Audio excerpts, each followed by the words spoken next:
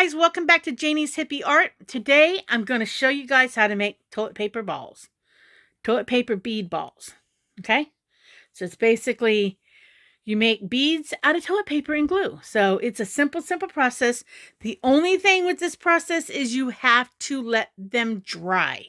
So the best time to do this project is on a hot day or warm day where you can possibly let the paper balls, the little beads, dry out in the sun really good. I'm going ahead and doing it even though the temperature here is 39 today because I'm going to slide mine on a dehydrator. Now,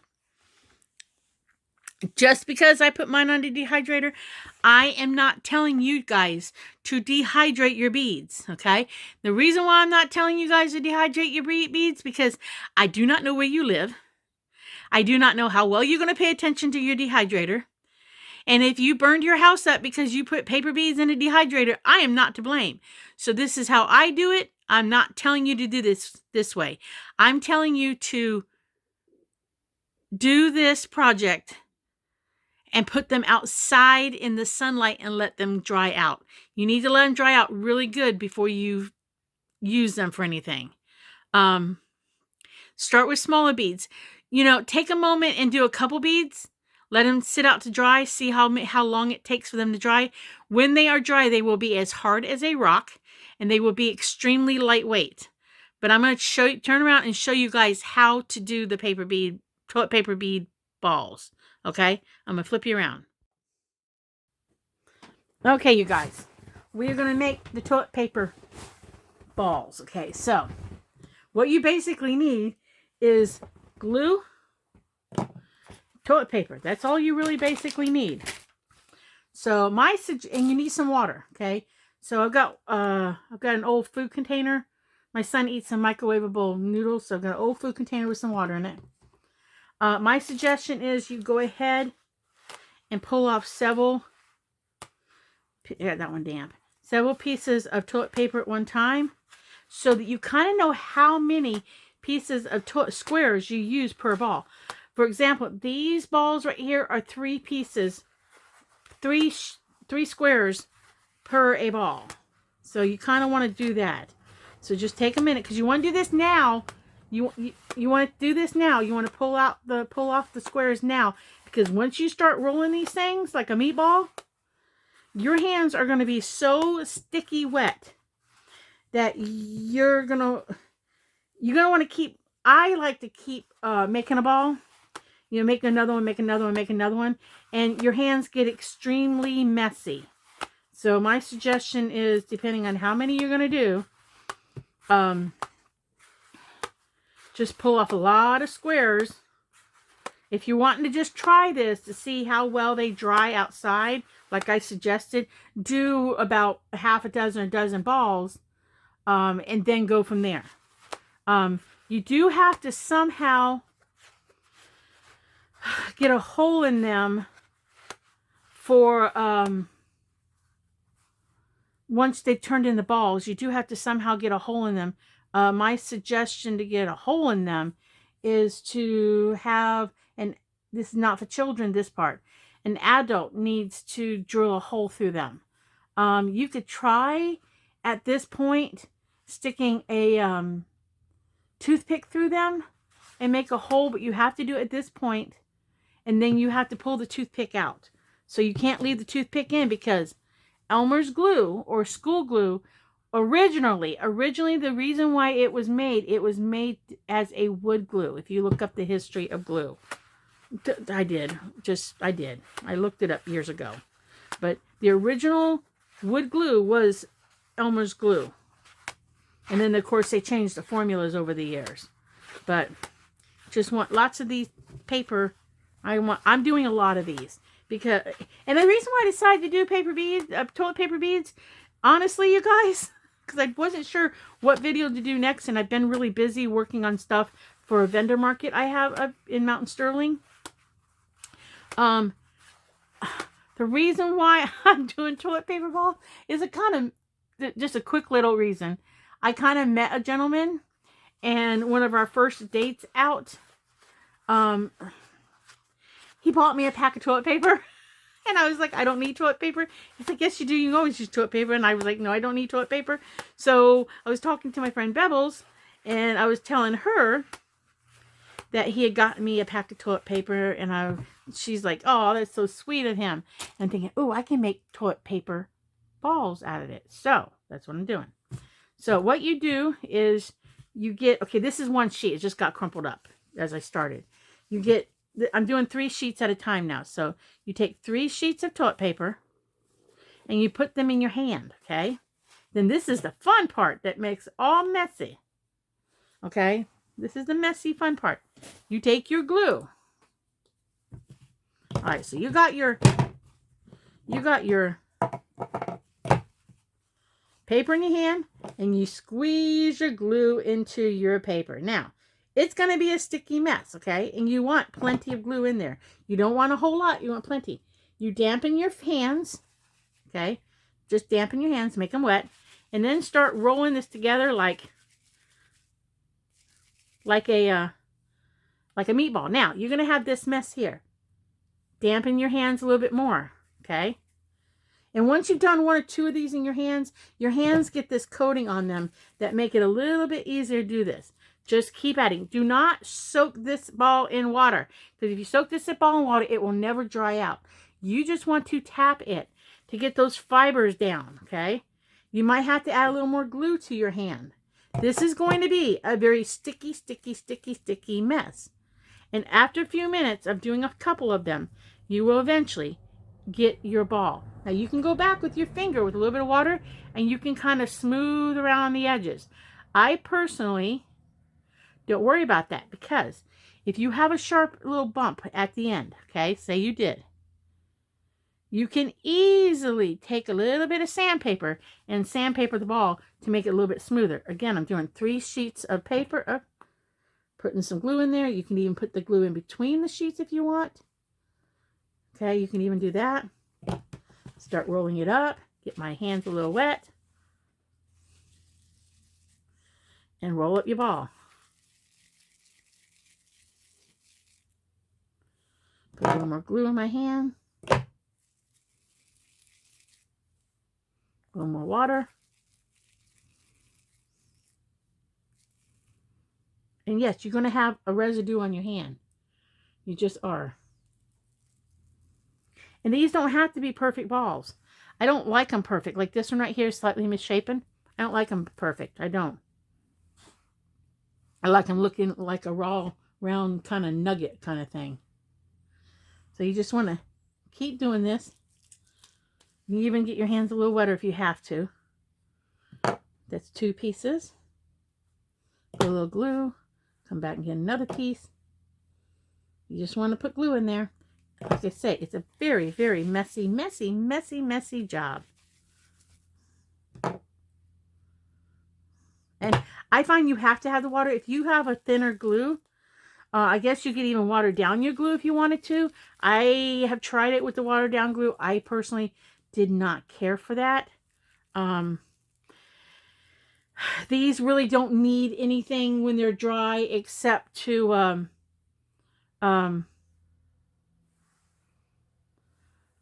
paint them with a acrylic paint or whatever. Now if you use, you can also paint them with nail polish if you're doing this a one-time deal with some grandchildren or your children just for fun. You can also do this with you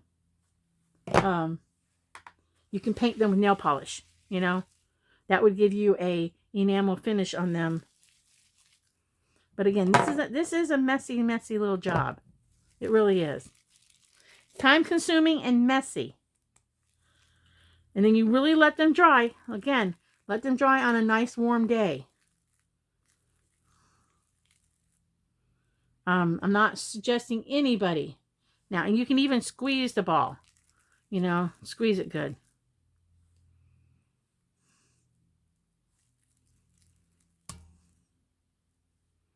Like I said, once they dry, if there's any little fibers that stick up and are pointy, you can actually sand them down with a light graded sandpaper or fine graded sandpaper. Just something you pick up at the Dollar General or Dollar Tree. No, you don't have to have any fancy newspaper sand. You can sandpaper. You could even use a big fingernail file to sand them down. And if I remember to show you guys, I will.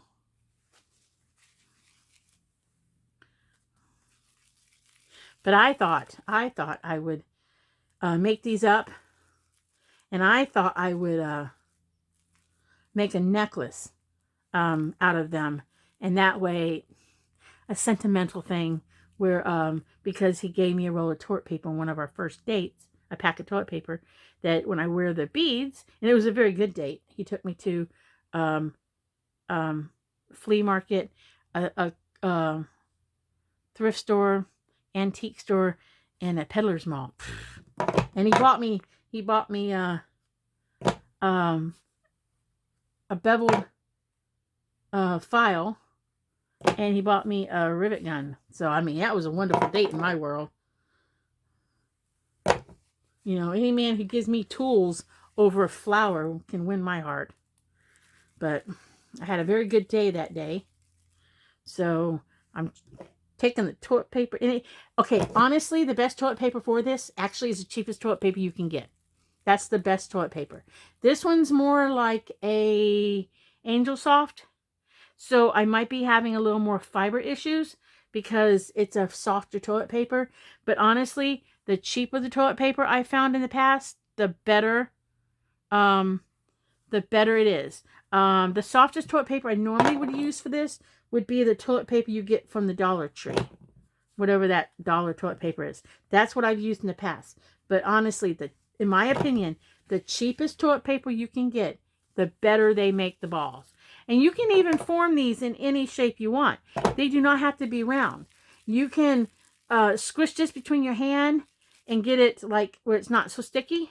And you could make all kinds of shapes, you know, whatever you want. You make a shape like this and you let it dry. And you paint it to look like turquoise, and it would be gorgeous. It look like a turquoise nugget. So you just paint, you shape them however you want. You can do long ones like that. Maybe I'll do a couple of them. You know, longer ones like that. You know, you don't have to do round balls. So I think I will. I think I'll do this another row of these balls. I can get 2 more on this row. I'm putting these on a dehydrator rack. Like I said, I'm dehydrating mine. But I have experience with dehydrating paper beads. I don't, and I have a dehydrator that is allocated just for my crafts. I just got glue on my desk. I do not use any item in my craft room. If it was a kitchen item, I don't use any item in my craft room in my food preparation. I have, you know, certain things for certain things. I've even made these square in the past. Take a little more work to make them square because you kind of got to let them sit a little bit and then start squaring them up. But they come out with like little square with rounded edges. And get one more of this. And then I'm going to make a couple bigger ones because I think if you do different sizes, you get nice little accent beads. But I'm going to try the oval ones.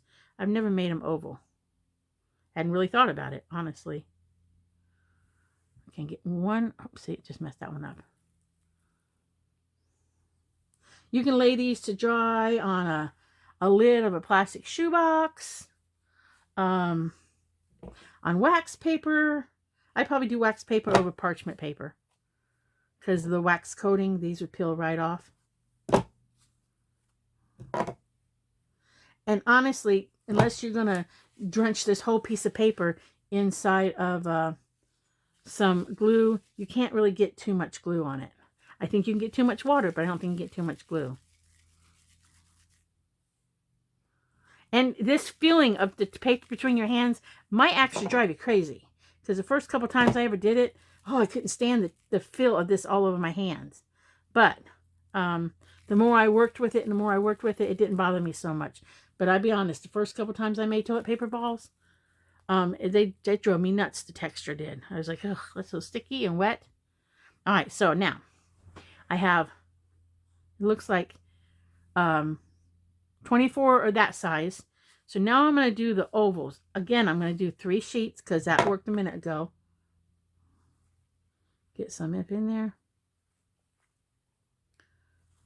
And I'm sorry if it's not the best lighting. I'm having trouble with lighting in the art room. Get some more on the outside. Get my other hand wet. But I save a lot of my when Nathan eats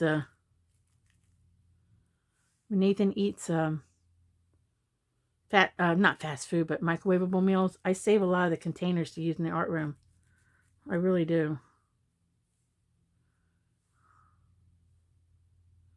If you're careful with the water, you can actually smooth it out without getting those little fibers all over you. See, so now I got an oval one. Just set that to dry.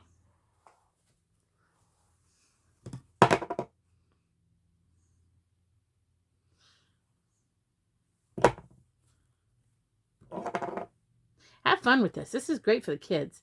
They'll giggle and laugh that their hands are all sticky.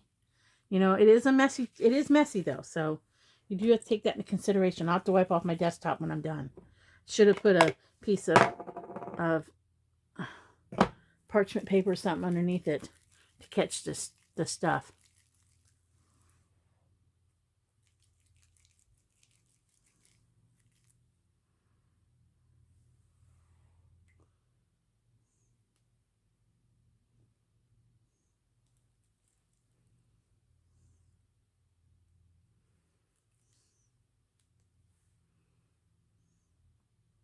And there is no perfect bead, guys. There's no perfect bead, in my opinion. Just have fun at this. With this. Just have fun. And you can add, when you're making this into jewelry of some kind, you can add. With children, you could add. Imagine making these and then letting them paint them. You do have to use some sort of craft paint. I'm not really sure how well watercolor would be on these. I'm not sure. They could actually color them when they dry with actually markers, believe it or not. And then you could probably, if you use just basic water soluble markers, you probably could, I don't know. You'd have to try that. You just have to try different ways to paint them. But craft paint is with adult supervision, it's not too bad. If you were to spray paint these, I definitely would have adult supervision only. I think all crafts should be, other than a child coloring in a coloring book, I think all crafts should be supervised by an adult. I just do. I mean, you know, when you let your kids do a craft project, you know their abilities to be able to handle any kind of craft tool. You as a parent know that, so you just use common sense with your kids. That's all. Just use common sense.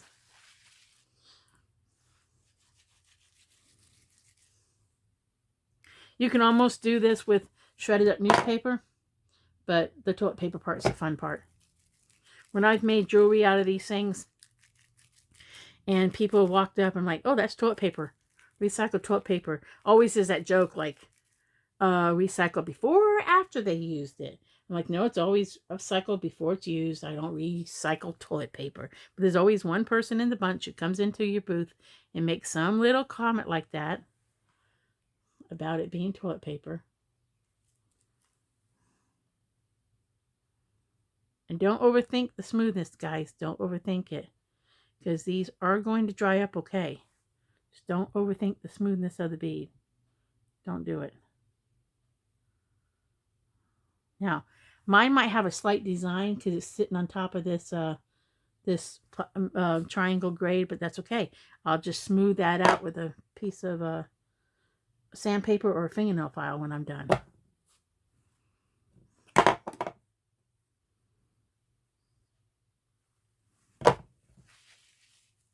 And I can't tell you how long it's going to dry. I can't tell you. I really can't. And if you use an old dehydrator you picked up at a thrift store or something, or those round ones, like the Ronco or whatever, you have to pay attention to what you're doing because they will get hot. And don't freak out if your paper beads change, if these things change different colors, like if they turn cream or brown or something, that's just a drying process. If you dry them in something other than outside, it's just it's like you cook it or something. I've used 2 different kinds of school glue and come up with different color beads. And sometimes I've left them the brown because they just thought that that was organic and pretty.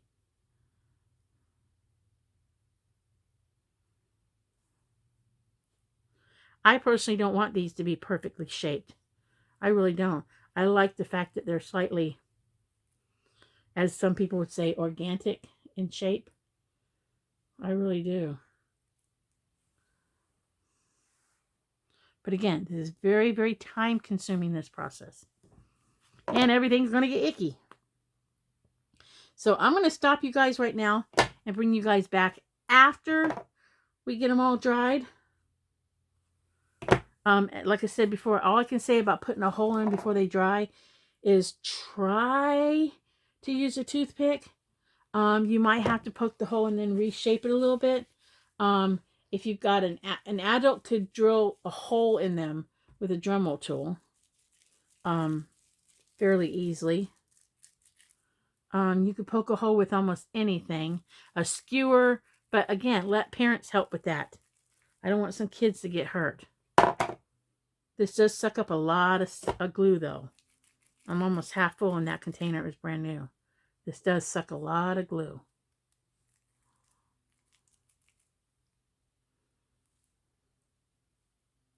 But they are pretty. I'm probably going to paint these with a nice blue metallic.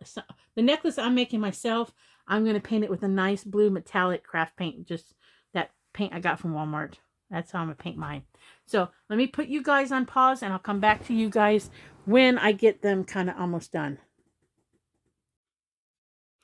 Okay, you guys, welcome back to the final part of this toilet paper bead process. Now, I wanted to bring you guys back because I wanted to show you guys the toilet paper beads finished. This is one example. I made these. So this was one example. But let me turn you around because all you need to do is just paint them. Okay, that's all you have to really do. So let me flip you around and show you guys. All right, here's some more I painted, okay? Now, again, you can paint them or color them however you choose to do so. These, I just happen to use this metallic blue and this light blue metallic folk paint. 2 different companies. That's what I happened to do on those. That's all I did. And then I went over them with my glaze that I use on my paper beads. If you're doing this with a child and it's a one-time project that you're doing, or you're just doing it for yourself, you can use a colored nail polish that you like. Then you don't have to put a clear coat on them. I mean, you can to make them even shinier, but you can use a red nail polish, a blue nail. I mean, nail polish comes in all different kinds of colors, and you can even mix them on the bead. So you don't have to use paint. You can use nail polish. You can use marker, permanent marker. You can try anything you want to try to color your beads. You know, it's not rocket science. It's just fun. So, but I wanted to bring you guys back and show you a finished product. I will string these up, and I'm going to mix these with another bead. I make these paper beads, so these are going to be blended in with these paper beads.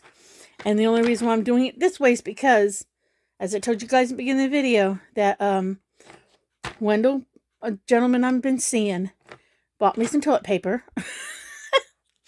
And because I'm a little bit of a sentimental fool, I turned the toilet paper, a roll of it that he bought me, into paper beads.